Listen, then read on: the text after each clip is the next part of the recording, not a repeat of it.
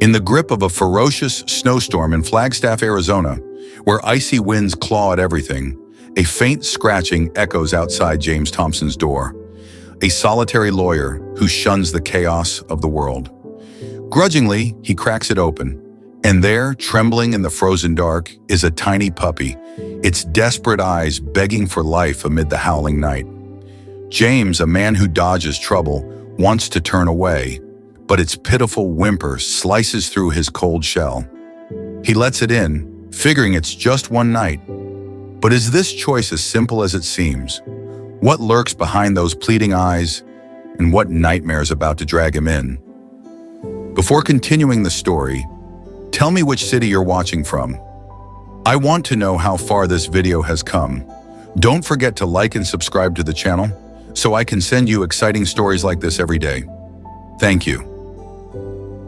Chapter 1. The Bitter Winter Night.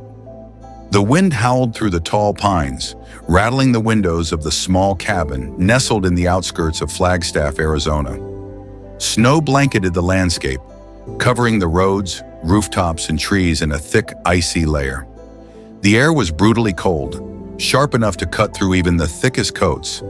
Inside, James Thompson, a 38-year-old defense attorney, sat at his desk, reviewing documents under the dim glow of a desk lamp. The crackling fireplace cast flickering shadows on the wooden walls, offering the only warmth in an otherwise silent house. He took a sip of coffee, now lukewarm, but hardly noticed. His focus was on the case files sprawled in front of him, the same way it always was. James had long since grown accustomed to solitude. His work demanded precision, and people were unpredictable. He preferred the company of legal arguments over human interaction. His house reflected that, minimal, clean, and devoid of any unnecessary clutter. So when he heard the soft, faint scratching at his front door, he almost ignored it. It was probably the wind or a tree branch brushing against the wood. But then it came again, a little stronger, a little more desperate. James frowned. He wasn't expecting anyone. Who in their right mind would be out in this kind of weather? He set his coffee down and stood, his movements slow and reluctant. As he approached the door, he hesitated for a brief moment before unlocking it and pulling it open. A gust of frigid air rushed inside, stealing the warmth from the cabin in an instant. But that wasn't what made James's breath hitch. A small, shivering puppy sat on his doorstep. Its golden fur was matted with ice, its tiny paws barely visible beneath the snow. The creature trembled violently, its breath coming out in rapid, misty puffs.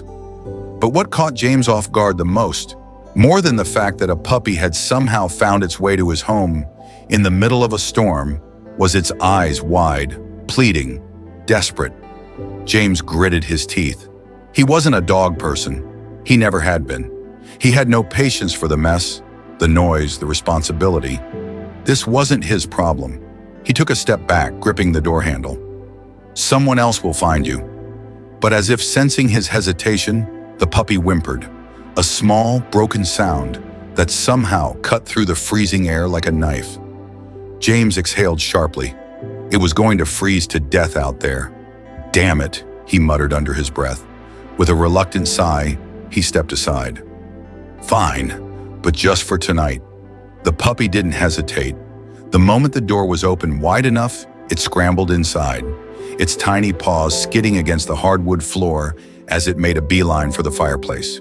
James watched as it collapsed near the heat, curling into a small ball, still shaking but clearly grateful, like it had been waiting for this moment all along.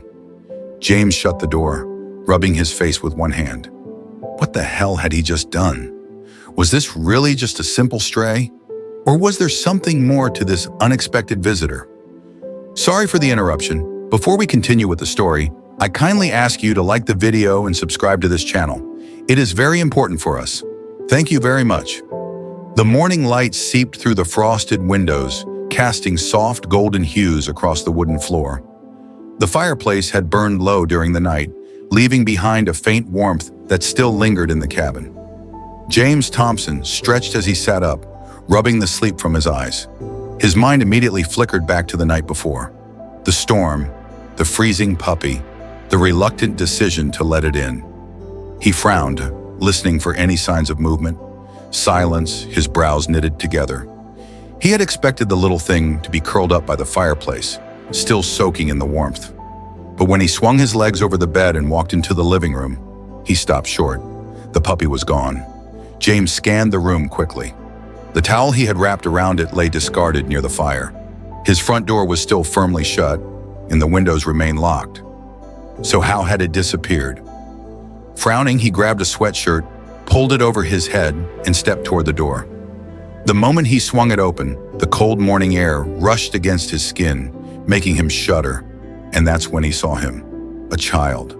A boy, no older than 10, sat huddled on the wooden porch, his arms wrapped tightly around the small golden puppy. His body was curled inward, as if trying to shield the tiny creature from the cold. His clothes were thin and worn, barely enough to withstand the freezing weather. His dark hair stuck out in messy strands, and his small fingers clung desperately to the dog's fur. James's pulse quickened. Where had this boy come from? How had he gotten here, especially in the middle of the night? The boy's eyes shot up as James stepped forward, filled with an unmistakable look of fear. "Please, don't take Charlie away." His voice was barely above a whisper, rough from the cold. His arms tightened around the dog protectively, as if he was expecting James to snatch it away. James blinked, caught off guard. Charlie. So the puppy had a name, and more importantly, this boy knew it. For a long moment, James simply stood there, his mind racing with questions. "Who are you?" he finally asked, his voice measured but firm. The boy hesitated, his gaze darting toward the trees, then back to James. His shoulders tensed, his grip on the puppy tightening. James exhaled slowly. "Relax," he said, stepping back slightly to appear less threatening. "I'm not going to take him from you." The boy still didn't move. His wary eyes studied James carefully, as if trying to judge whether he was telling the truth. Finally, after what felt like an eternity, the child swallowed hard and whispered, "Ethan. My name is Ethan Wilson." James nodded. It was a start. "Okay, Ethan. Mind telling me how you ended up on my porch in the middle of a snowstorm?" Ethan didn't answer immediately. Instead, he looked down at Charlie, gently stroking the puppy's head. The little dog nuzzled into him, offering a quiet sense of comfort. James sighed. He wasn't good with kids, never had been. But something about the way Ethan clung to Charlie, the quiet desperation in his expression, made it impossible for him to ignore. "You're freezing," James said, eyeing the boy's thin hoodie. "Come inside before you turn into an icicle." Ethan stiffened. His gaze flickered toward the open doorway, behind James, hesitant, unsure. James didn't push. "Look, you can keep Charlie with you," he added. "Just get out of the cold first." That seemed to do it. After another long moment, Ethan slowly rose to his feet, still cradling Charlie in his arms. His movements were sluggish, as if exhaustion was finally catching up to him. James stepped aside, allowing them to pass into the warmth of the cabin. As Ethan crossed the threshold, James couldn't shake the feeling that this was only the beginning of something much bigger than he had anticipated. A long night on the streets. Once inside, Ethan hovered near the fireplace, not quite sitting, but not moving away either. His fingers gently combed through Charlie's fur, his shoulders still hunched. James moved toward the kitchen, filling a mug with warm cocoa before setting it down on the coffee table. "Here," he said simply, "drink." Ethan eyed the mug suspiciously. "It's just hot chocolate," James clarified. "You like hot chocolate, don't you?" A small pause. Then Ethan nodded. Slowly, he shifted forward and picked up the cup, holding it between his hands for warmth. James settled into the armchair across from him. "So," he said, keeping his tone neutral, "mind telling me how you got here?" Ethan hesitated, staring into the dark liquid in his hands. "I was just looking for a place to stay," he mumbled. James raised an eyebrow. "In the middle of nowhere?" Ethan didn't answer. "Where are your parents?" James pressed. That did it. Ethan's entire body tensed, his fingers tightened around the mug, his lips pressing into a thin line. His breathing grew shallower. James immediately knew he had pushed too hard. "Okay," he said quickly, leaning back in his chair. "You don't have to answer that right now." Ethan's shoulders relaxed and just slightly. Instead, James shifted his focus. What about Charlie? At the mention of the puppy's name, Ethan's eyes softened. I found him a few weeks ago, he said, scratching behind Charlie's ear. He was all alone, hiding near a dumpster. I think someone left him there. James's jaw clenched at the thought. A puppy, abandoned in the freezing cold. He's been with me ever since, Ethan continued, his voice quieter now. We keep each other warm at night. Heat. He always knows when someone bad is coming. James watched the way Ethan spoke about Charlie, the way his entire demeanor shifted from fear to quiet protectiveness. It was clear Charlie wasn't just a pet to Ethan. He was all he had. The questions left unanswered. James ran a hand through his hair, exhaling slowly. The pieces weren't adding up.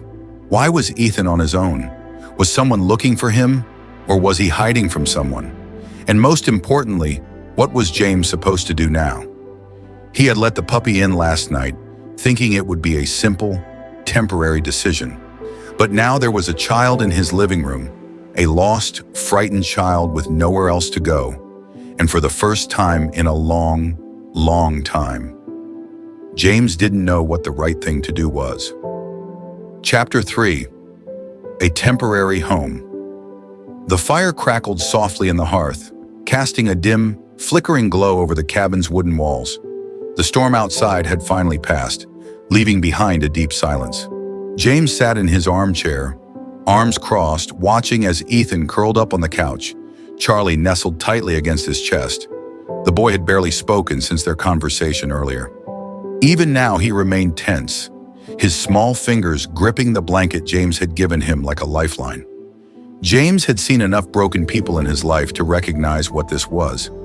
Ethan wasn't just tired, he was waiting for the other shoe to drop, waiting for James to say, "You can't stay here." James ran a hand through his hair and let out a quiet sigh. He wasn't sure what he was doing. He wasn't a social worker. He wasn't equipped for this. But he also wasn't heartless. So for now, he let the boy stay. A night of restlessness. James didn't sleep much that night. A part of him wanted to chalk it up to habit.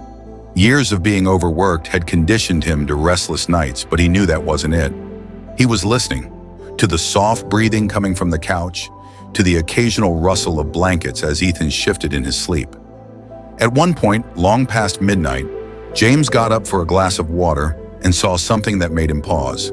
Ethan still had his shoes on. James frowned. The boy's knees were pulled up toward his chest, his sneakers loosely laced, as if he were ready to run at a moment's notice. "He's afraid I'll kick him out in the morning." James exhaled quietly, his grip tightening around the glass. How many times had this kid been thrown away before? The morning after. When James woke up, Ethan was already awake. The boy sat at the edge of the couch, Rusty curled at his feet. His small hands rested on the puppy's fur, but his eyes remained fixed on the floor. James rubbed his face before moving toward the kitchen. "You hungry?" Ethan hesitated, then gave a small nod. James wasn't much of a cook, but he managed to put together a simple breakfast, scrambled eggs, toast, and a cup of orange juice. He set the plate down on the table and stepped back, giving Ethan space. The boy didn't touch the food right away. Instead, he watched James carefully, like he was waiting for permission. James leaned against the counter, crossing his arms. "It's not poisoned, kid." Ethan's mouth twitched, not quite a smile, but close. Slowly, he picked up his fork and took a small bite, then another. James noticed how quickly he ate, as if he was afraid someone might take the food away. That was another sign. Kids who had been denied meals learned to eat fast to survive. James's chest tightened. He wasn't good at comforting people. He had spent years avoiding messy emotions in favor of hard logic. But right now, logic didn't apply. So instead of pressing Ethan for answers, he simply said, "There's more if you want it." Ethan nodded but didn't respond. One step at a time. The truth comes out. The day passed quietly. James left Ethan alone, giving him space while he went about his usual routine. But as evening approached, he knew he needed answers. "Ethan," he said finally, breaking the silence. The boy looked up, still sitting on the couch with Charlie curled against him. "That place you ran from?" James started carefully, watching for a reaction. It wasn't a home, was it? Ethan's fingers tensed in Charlie's fur. For a moment he didn't answer, but then softly, so softly, James almost didn't hear it. He whispered, "No." James kept his expression neutral. "Foster home?" Ethan gave the smallest nod. James had suspected as much. The foster system wasn't perfect. There were plenty of good homes, but there were also plenty of bad ones. "And Charlie," James continued, "you weren't running alone, were you?" Ethan shook his head, holding the puppy closer. "He's all I have," he whispered. James exhaled slowly. He wasn't sure what to do with this information yet, but one thing was clear. Ethan wasn't safe wherever he had come from, and that complicated everything. A decision to make. James stared at his phone that night, debating whether to call the authorities. It was the right thing to do. Foster kids didn't just disappear without someone looking for them. Someone would report him missing. But if that someone was the same person Ethan had fled from, James's jaw tightened. He had spent years defending people who didn't deserve it. Corporate criminals, corrupt businessmen, men with power who got away with everything. He had convinced himself it was just a job, that justice wasn't his problem. But looking at Ethan now, curled up with Charlie on the couch, his sneakers still within reach, ready to run if needed, James realized something. He couldn't look the other way. Not this time. He had let a stray puppy into his home, thinking it would be just for one night, but now there was a child, and one night was no longer enough. Chapter 4. Secrets Uncovered. James Thompson had spent years digging through legal documents, finding loopholes, exposing inconsistencies. It was his job to uncover the truth. But this time, the truth was far worse than he had anticipated. A dark past revealed. James sat in his home office, a single lamp casting a glow over the scattered files and reports in front of him. The name Robert Simmons was repeated across multiple documents, some official, some buried deep within public records.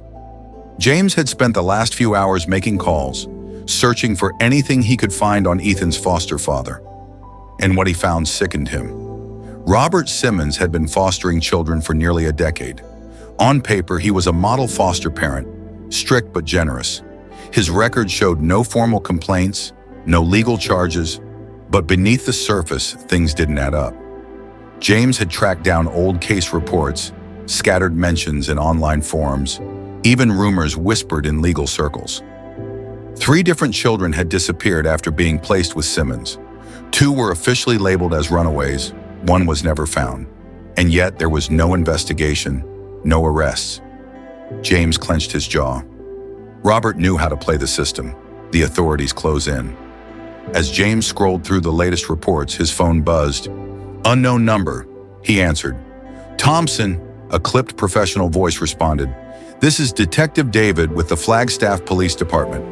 We received a report that you may have information on a missing child, Ethan Wilson." James's grip on the phone tightened. They were looking for Ethan. His eyes flickered toward the living room where Ethan sat on the couch, Rusty curled in his lap. The boy still hadn't removed his shoes. James's mind raced. If he turned Ethan in now, he'd be sent back to Robert, back into the hands of a man who had already destroyed too many lives. "He showed up at my house during the storm," James admitted carefully, keeping his voice neutral. "I gave him shelter for the night. He was alone. And where is he now?" The detective pressed. James hesitated. "I'll bring him in tomorrow morning. He's still recovering from the cold." A pause. Then, "Mr. Thompson, I don't need to remind you that harboring a runaway is a serious offense." James's heart pounded, but his voice remained steady. "I understand." When the call ended, he exhaled slowly, rubbing his temples. He was running out of time.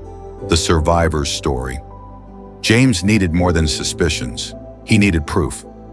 So he went looking for someone who had survived Robert Simmons' house. It wasn't easy, but through a few contacts, he finally tracked down Sarah Jones, a woman in her early 20s who had once been a foster child under Robert's care. They met at a small cafe on the edge of town. Sarah looked tense, her fingers drumming anxiously against her coffee cup. "I don't talk about him," she said immediately. James leaned forward, lowering his voice. I know he hurt you. I know he's still fostering kids. And I know that if I don't stop him, Ethan will end up like the others." Sarah flinched at Ethan's name. James pressed on. "I just need the truth, whatever you know." For a long time, she said nothing. Then finally her walls crumbled. "He had a basement," she whispered, her voice barely audible over the cafe noise. James's stomach dropped. "A basement," he repeated. Sarah nodded. "It wasn't just a storage space.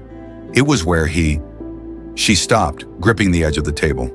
"If we messed up, if we talked back, he'd lock us down there for days." James's hands curled into fists, and no one reported this. Sarah let out a hollow laugh. "No one believed us. We were just troubled kids who made things up for attention." James gritted his teeth. That needed to change, a choice he couldn't ignore. James drove back to the cabin in silence. The weight of what he had learned pressed against his chest like a vice. Ethan sat at the dining table, Rusty asleep in his lap, absently stroking the puppy's fur. He glanced up as James entered. James looked at the boy, really looked at him.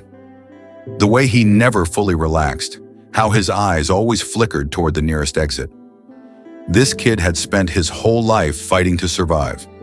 James had told himself he wasn't going to get involved, but he already was. He took a deep breath and said the words that changed everything. "Ethan, if I gave you a choice, would you ever go back?" Ethan's entire body stiffened. Then in a voice barely above a whisper, he said, "No." That was all James needed to hear. James had always believed in following the rules, but this time, the system had already failed. And for the first time in his life, James was ready to break the law to do what was right. Chapter 5. The Pursuit of Justice. James Thompson had spent his career working within the system, believing that the law, despite its flaws, was the best tool for justice. But tonight, he was breaking the rules. A dangerous gamble. James gripped the steering wheel tightly, his knuckles white, as he drove through the darkened streets of Flagstaff, Arizona. Beside him, Detective Jennifer Brooks sat quietly, her sharp eyes fixed ahead. "You're sure about this?" she asked. James exhaled. "I don't have a choice. If we don't find proof, they'll send Ethan back." That was all that needed to be said. Jennifer was one of the few detectives who actually cared about the kids who slipped through the cracks of the system. It had taken some convincing to get her on board, but once she saw the holes in Robert Simmons' record, she was in. Now they were on their way to his house. The hidden basement. Robert Simmons lived on the outskirts of town, in an old two-story house with a sprawling backyard, lined with overgrown weeds and a rusting chain-link fence. The kind of place that looked ordinary at first glance, but something about it felt wrong.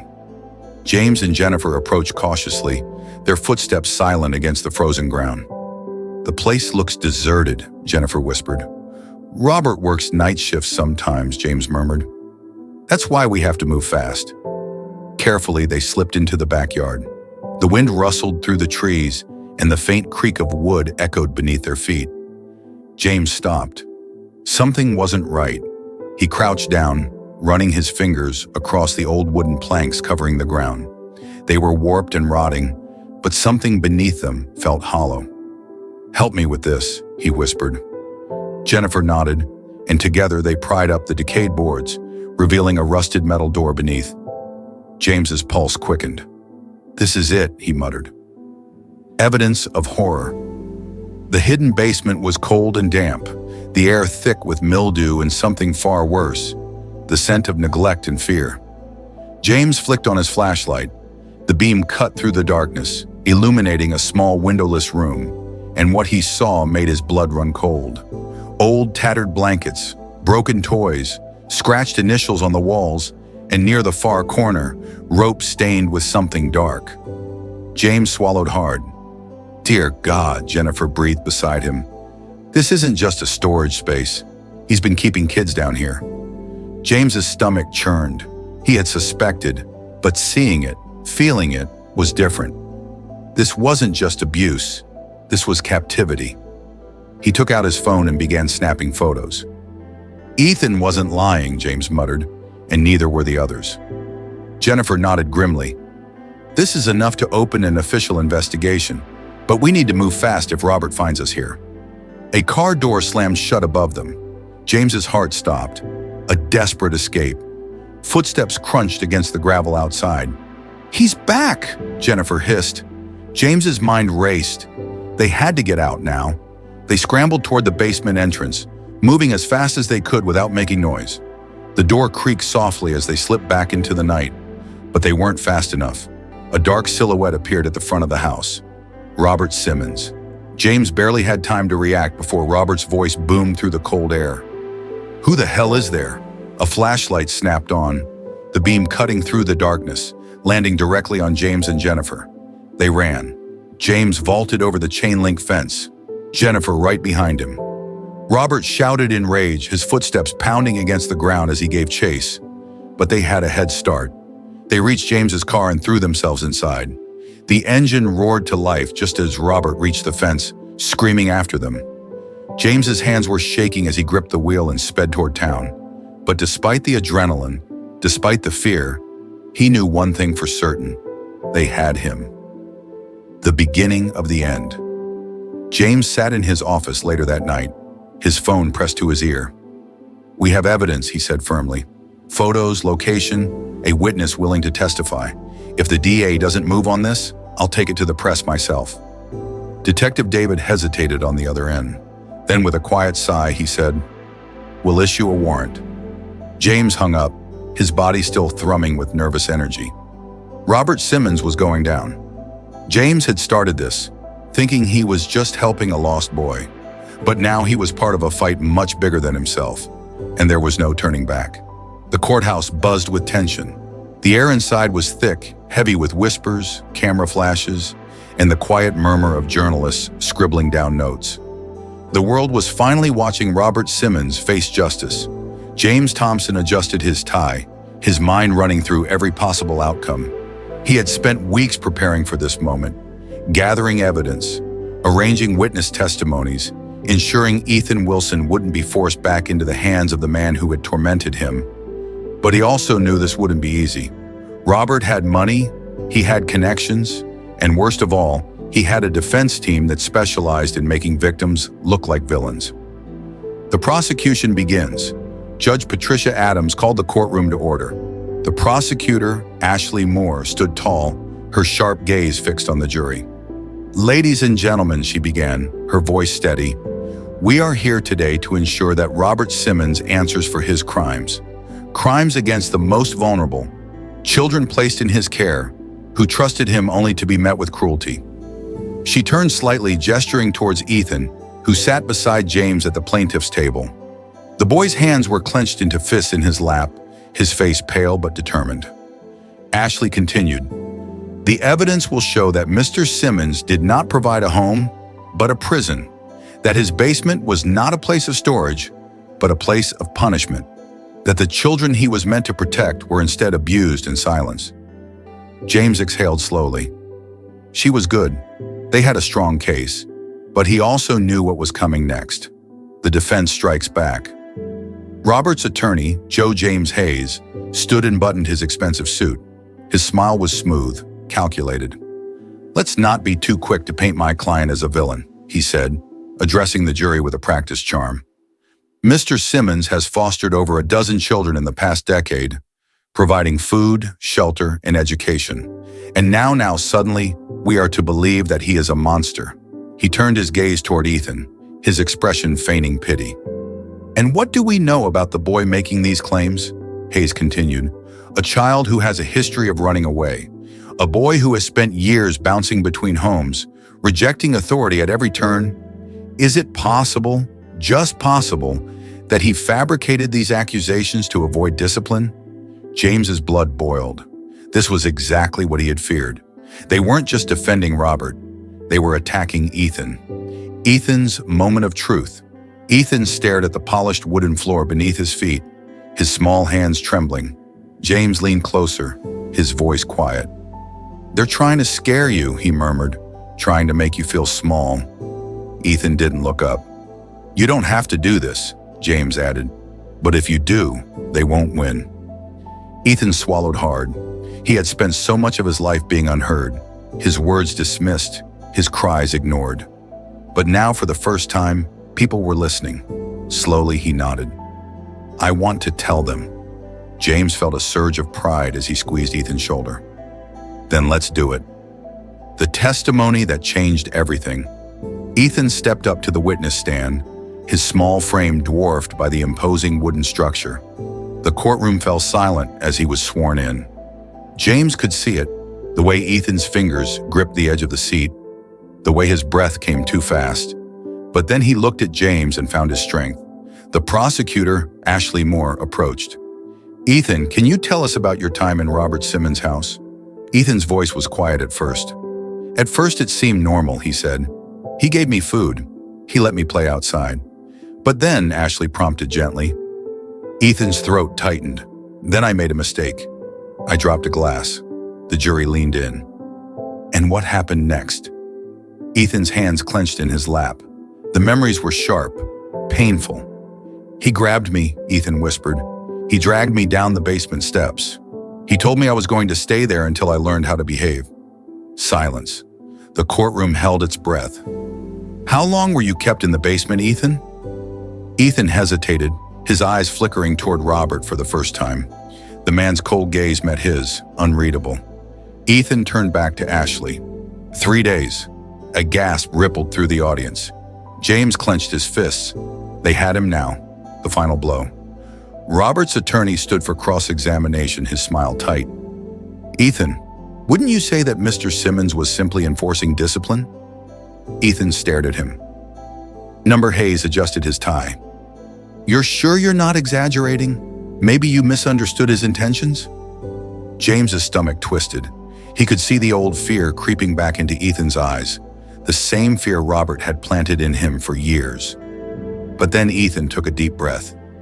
He said, "If I told anyone, no one would believe me," the boy said.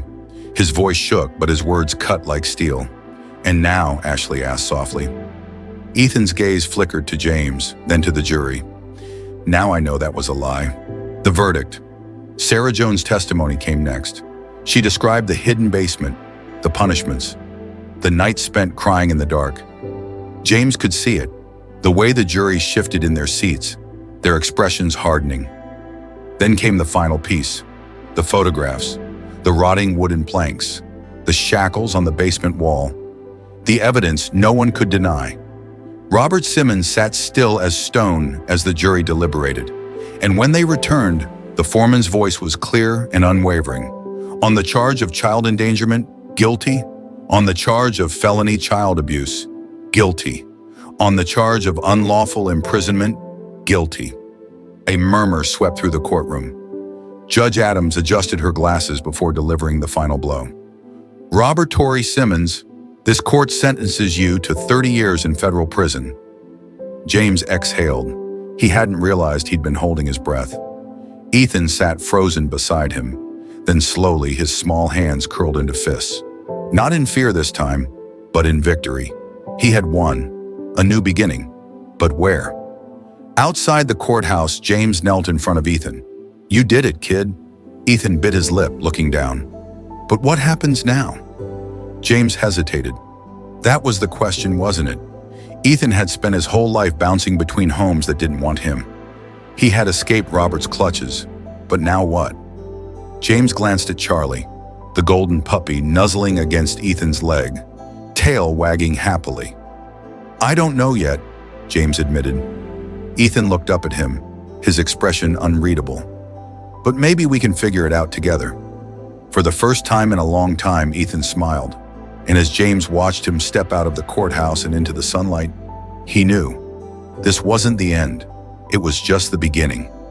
James Thompson had always been a man of reason. He lived by logic, by the rules, by keeping his distance. But now, sitting across from Ethan Wilson in his quiet cabin, he realized something had changed, and there was no going back. The goodbye that never happened. After the trial, the social workers had started making calls. Ethan would be placed in another foster home, they said. Maybe even a group home. Somewhere safe. James listened. He nodded in all the right places. But the moment he hung up the phone, He realized he didn't believe them. Safe? Where had that word ever existed for Ethan? Ethan had spent years being shuffled from one house to another, from strangers who barely noticed him to homes that only saw him as a paycheck. And James knew if he let Ethan go now, he would lose him forever, an offer he never expected to make. James wasn't sure how to bring it up. How do you ask a kid who's never had a home if he wants to stay? How do you convince a boy who spent his whole life being let down that this time will be different? So instead of making a speech, he made pancakes. It had become a quiet tradition ever since the night Ethan had laughed, really laughed, for the first time over a ruined batch of batter. As James flipped the golden pancakes onto a plate, he finally spoke. "You know," he started, keeping his voice casual, "I was thinking, Charlie seems pretty happy here." Ethan, sitting at the kitchen table, glanced up. "Yeah?" James nodded. "Yeah, and well, I don't think he'd like it if you left." Ethan's fork paused midair, his expression unreadable. James set the plate down in front of him. "That's why I was thinking," he cleared his throat, "if you want to stay, officially, with me." For the first time since James had known him, Ethan looked stunned, not happy, not relieved, just frozen. Ethan started, but no words came out. He set his fork down, his hands clenched into small fists. James waited. He had never waited for anything in his life. He had always filled the silence, controlled the conversation. But this wasn't his decision, it was Ethan's. After what felt like an eternity, Ethan spoke. "You're serious?" James met his eyes. "Yeah, kid, I am." Ethan's hands tightened around the edge of the table. His breathing was shallow, his eyes darting, waiting for the catch. "Like forever?" Ethan asked, his voice barely above a whisper. James's throat felt tight. "Yeah," he said, "if you want." Ethan stared at him for a long moment. Then without another word, he shoved his chair back and ran outside. Fear of hope. James found Ethan sitting on the back porch, knees pulled to his chest, Rusty curled beside him. He sat down next to them, silent. For a long time, neither of them spoke. Finally, Ethan whispered, "People don't keep me." James clenched his jaw. How many times had this kid been abandoned? He didn't know how to promise Ethan that he wouldn't be the next one, that he wouldn't wake up one morning and change his mind. But he did know one thing. "You don't have to run anymore," James said softly. Ethan's fingers curled into Charlie's fur. "I don't know how to stay." James exhaled, then reached down and ruffled Charlie's ears. "Well," he said, "I guess we'll just have to figure that out together. One paper, one word, one family." Filing the adoption paperwork was the easiest decision James had ever made. Dealing with the state, that was harder. The social workers questioned everything. "Are you sure? Do you have the time? Can you handle a child with trauma?" James had argued in courtrooms for years, but this was the first time he had ever fought for something personal. And he fought hard, because Ethan Wilson wasn't just a kid who needed saving. He was home, the word that changed everything. Weeks passed. The paperwork was nearly finalized, but Ethan still held back. James didn't push, until one night when Ethan shuffled into his office, hovering in the doorway. James looked up. "You good?" Ethan hesitated. Then, in a voice so quiet it almost didn't exist, he said it. "Night, Dad." James's breath caught in his throat. Ethan's ears turned red, and he immediately started to bolt. But before he could, James reached out, not grabbing, just steadying. He squeezed the boy's shoulder. "Night, kid." And for the first time in his life, Ethan didn't flinch. A forever home. Months later, Ethan stood in the same courthouse where he had testified against Robert Simmons. But this time, it wasn't for a trial. Judge Patricia Adams sat before them. Her usual stern expression softened as she signed the final document. "Congratulations, Mr. Thompson," she said, handing over the official adoption decree. "It's official." James took the papers, but he barely saw them because beside him, Ethan was grinning. Charlie barked happily, his tail wagging. James looked down at his son, and for the first time in his life, he truly understood what it meant to belong, Because this wasn't just a legal agreement, it was family forever. The winter had melted away, and in its place, spring had arrived with quiet grace. James Thompson sat on the wooden bench in his backyard, a warm cup of coffee in his hands. The air smelled of fresh grass and blooming wildflowers, the soft hum of bees filling the space around him. And in front of him, Ethan and Charlie raced across the open yard, a sight that still felt surreal. The boy who once huddled in fear on James's couch, his shoes always tied tight, was now barefoot, running through the soft earth, laughing. Charlie, his golden fur gleaming in the sun, barked excitedly as he chased after Ethan, his tail wagging in pure joy. James let out a slow breath, his chest tightening, not with stress, not with worry, but with something that felt like peace. A new beginning for Ethan. There had been a time when Ethan didn't laugh, a time when the world had only been cold hands, locked doors, and whispered threats. James had seen it in the boy's eyes when they first met, that quiet, unshakable fear of being unwanted. Now looking at him rolling in the grass with Charlie, his face flushed from play, James knew Ethan had finally begun to heal. The scars were still there, but they no longer defined him. Ethan wasn't just surviving anymore, he was living. Charlie, the heart of the family. Charlie, the small, trembling puppy who had once scratched at James's door, was no longer astray. He had grown, his legs stronger, his eyes brighter, but more than that, he had found his purpose. Because it wasn't just Ethan who had needed saving. James hadn't realized it at first, but Charlie had changed him too. The dog had brought Ethan out of the darkness, had given the boy a reason to hold on, to fight, to trust again. And in his own quiet way, Charlie had done the same for James.